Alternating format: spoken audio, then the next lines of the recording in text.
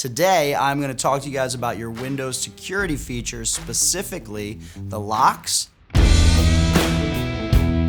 My name is Michael DiMartino, and I've been in the remodeling and home improvement industry for 20 years. I've also been featured on Realtor.com and BobVila.com as a home expert.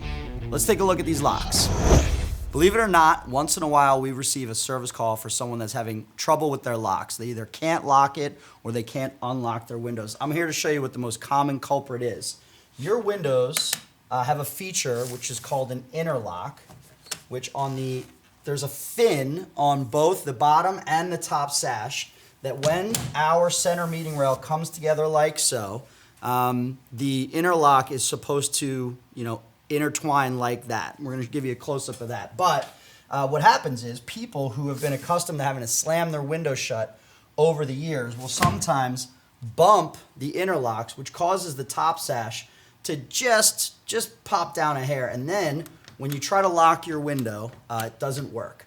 So I've run these service calls personally where I go in, I push the top sash up, and then the locks are no problem. If the top sash is too high for you to reach, these vent latches are a clever way that you can close the top sash just by using your bottom sash lift rail. It is also a nice way to vent your home in evenings or when you want to not have the window fully ajar, but you still want some fresh air coming through. And of course you can vent it both ways, and you can push that screen up so you're not getting bugs in. It's a nice way to get sort of that ceiling fan effect or some convection going in your home.